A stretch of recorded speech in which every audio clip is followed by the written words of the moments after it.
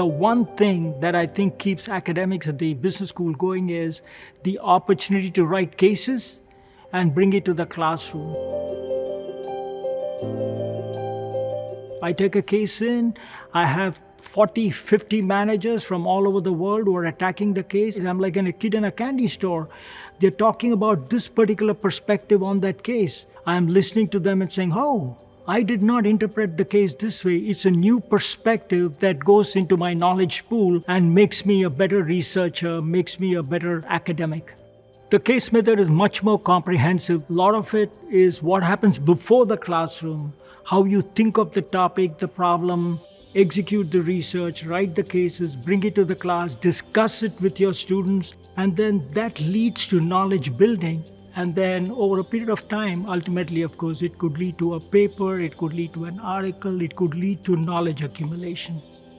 The reason why a series of cases are absolutely important, one uses the case method as a research vehicle, is that we have to capture a diverse set of issues, and that's how we can come up with a broader theory or a broader framework.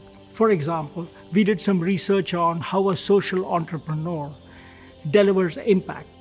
So we wrote a case at Europe. Europe is an organization founded by one of our alumni, and he does a terrific job of upskilling people who are graduates from high school but don't have jobs. And then at a particular point in time, this entrepreneur realized that in order to scale, he needs resources outside what is afforded by the organization. So this led to an internal process by which this entrepreneur looked outside the organization to do external collaborative partnerships. In the similar vein, we did a case with an entrepreneur, Matthew Pacey, who runs a terrific organization called Magic Bus. Magic Bus is for young children in India, and his intervention was, let's try to develop sports as a metaphor to give them self-confidence, self-training, self-esteem, etc. But what he realized was, as he was trying to scale, the funders would keep asking him the question, this looks like children are having fun, they're having a great time. But how do we know it really improves their self-esteem and self-confidence? Show me the impact. And so he had to design the curriculum in a much more structured, professional manner.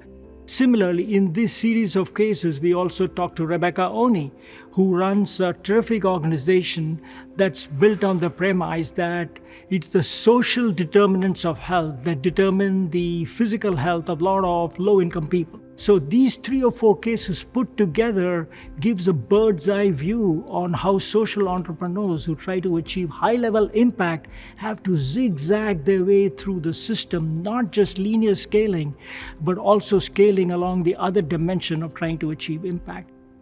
The research we did has had a profound influence on the field. What works is a social entrepreneur starts with a passion, solves a problem, and then navigates their way. They learn from each other, they learn from the external world, which is a very different way by which strategy emerges.